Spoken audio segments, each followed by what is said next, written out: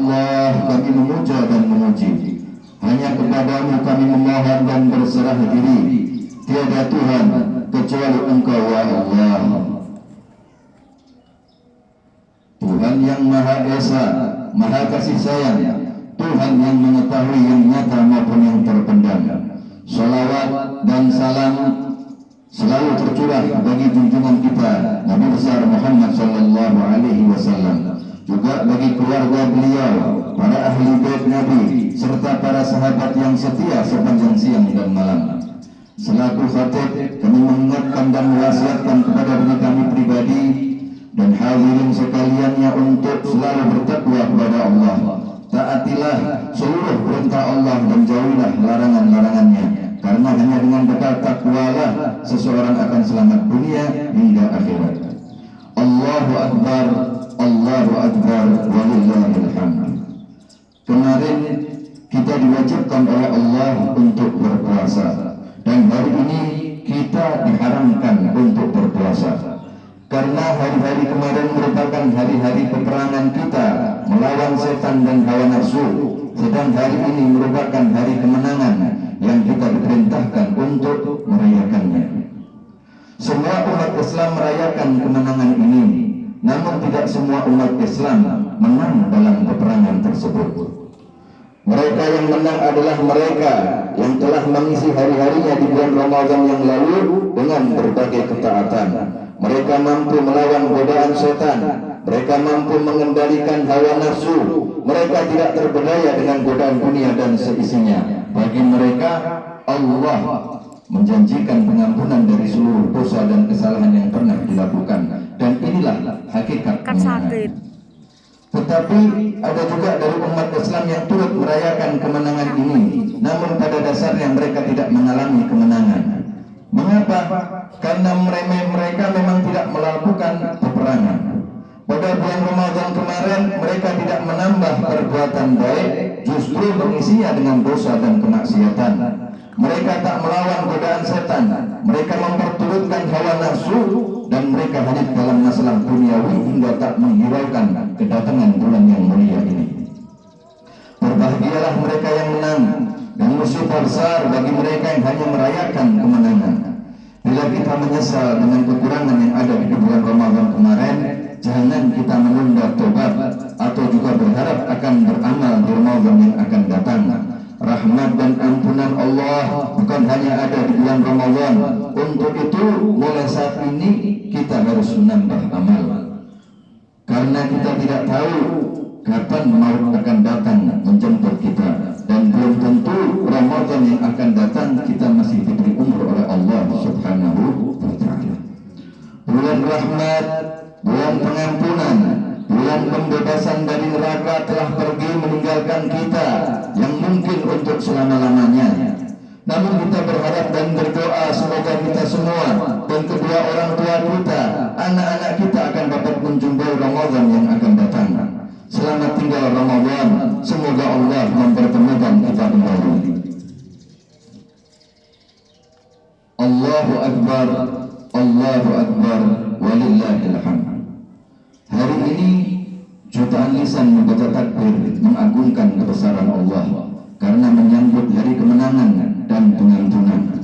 Sesuai dengan sabda Nabi Muhammad SAW, kepergian kita ke tempat ini tadi disongsong oleh ribuan malaikat. Beliau SAW bersabda, yang artinya apabila umat Islam telah menjalankan puasa Ramadan dan mereka keluar menuju tempat sholat, maka Allah Subhanahu wa ta'ala berseru, wahai malaikatku, setiap pekerja pasti mengharapkan upah, dan hamba-hambaku yang puasa Ramadan kemarin keluar melaksanakan sholat id menuntut upah mereka. Untuk itu saksikanlah bahwa aku Allah benar-benar telah mengampuni mereka. Kemudian terdengarlah panggilan, hai umat Muhammad, kembalilah ke rumahmu masing-masing. Aku Allah telah menukar segala keburukanmu dengan amal kebaikan. Lalu berserulah Allah, hei hamba-hambaku, kalian telah berpuasa untukku, berbuka juga karenaku. Untuk itu kembalilah, karena kalian telah diampuni. Allahu Akbar, Allahu Akbar, walillahil hamd.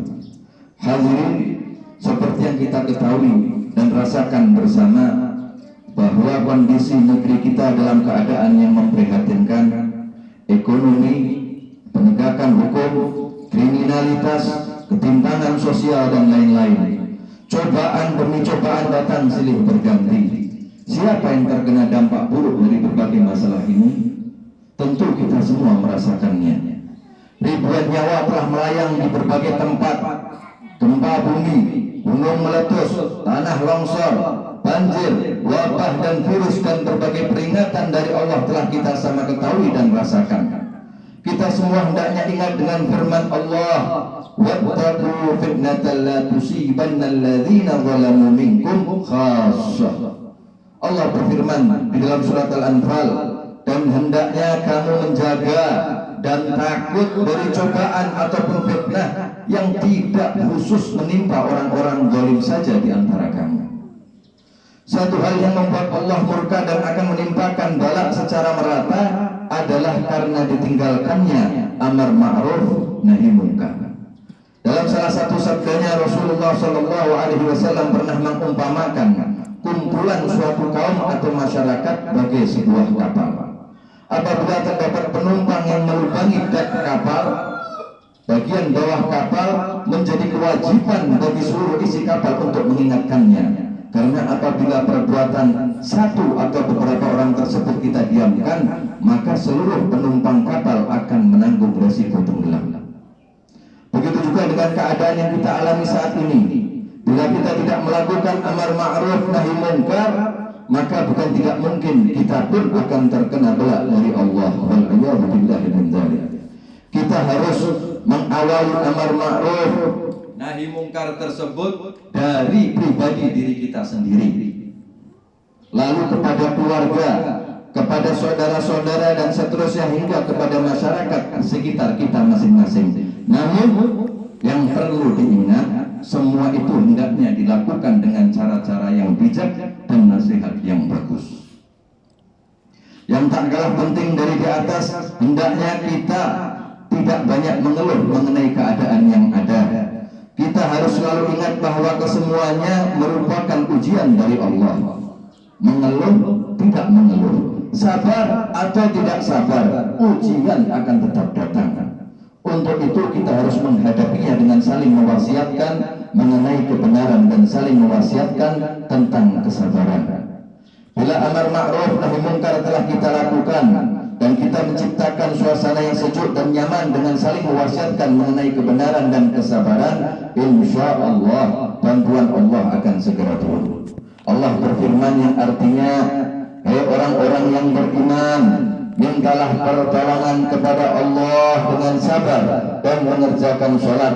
Sesungguhnya Allah beserta orang-orang yang sabar. Allahu Akbar, Allahu Akbar, walillahil hamd.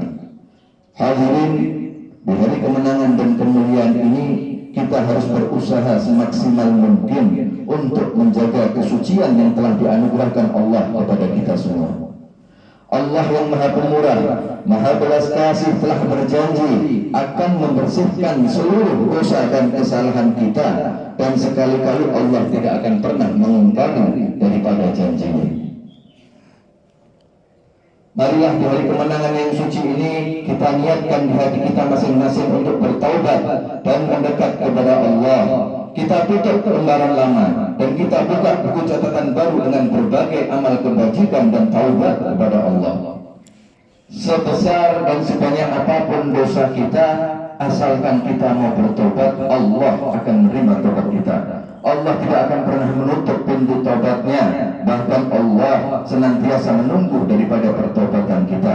Allah Subhanahu wa ta'ala berfirman di dalam surat Az-Zumar, qul ya ibadiyalladzina asrafu ala anfusihim la taqnatu min rahmatillah innallaha yaghfiru dzunuba jami'a innahu huwal ghafurur rahim.